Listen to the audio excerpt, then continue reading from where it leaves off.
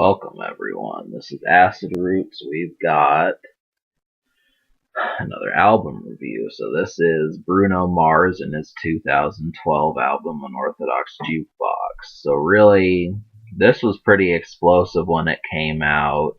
I definitely feel like it was one of the bigger hits, and the main thing about it was it lasted after it came out in late 2012. So it was here, and Bruno Mars, I think, is performing at it. He performed at a couple Super Bowls, and really the success just continually was a blitz after blitz after blitz. And so, folks who may have thought on his 2010 album, it's like, we got a taste, we liked it, how is this career gonna continue? And it most certainly did. So the main thing about it is this album, I think, is probably better than Doo-Wops and Hooligans, except for the fact that maybe some of the hits just had more lastability. That's the thing. I feel like his first album had more endurance, and it was more of a primary color album as opposed to more kind versatility. That's the different thing. Like his first song that came out, which is Just the Way You Are, it's a little bit different than Locked Out of Heaven. You think from that angle, well, talking it's obvious that he evolved, and this is good. This type of music. Another one was When I Was Your Man, which switches up from being, hey, we're in the happy times. This is kind of in the more depressed attitude, reflecting that sort of thing, which there weren't. I don't think that there was a ton of those songs on Doo-Wop. So this is kind of, like I said, the primary type attitude of Doo-Wops. It just feels different. And it's the same sort of thing when an album is bright and cheery the first time and it turns to dark on the second album. It's different. It's kind of, the whole problem with it is some of these hits are pretty strong, but I still feel like, when it comes to the radio, when 2010 was 12 years ago, we're probably going to be playing Just the Way You Are as opposed to Locked Out of Heaven. I don't know why. That's kind of a question in itself, but that's the way I've seen it. But I do like this album more than Doo-Wops. I definitely do. I like the song Grenade a lot. I like Marry You a lot on that first album, but these are the better songs.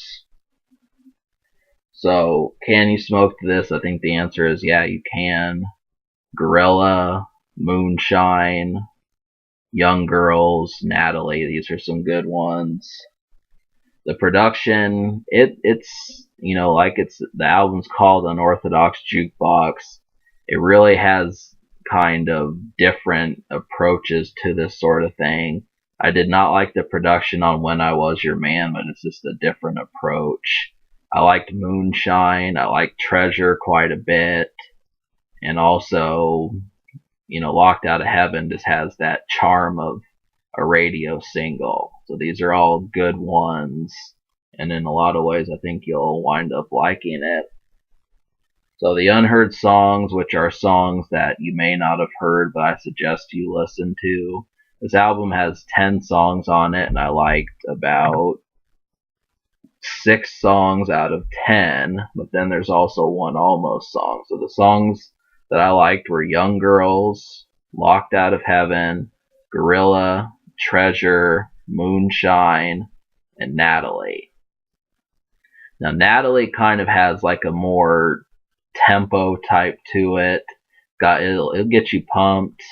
It just feels a bit more wild, which I appreciate that. Gorilla's really kind of outdoorsy sounding too. That's kind of steamy.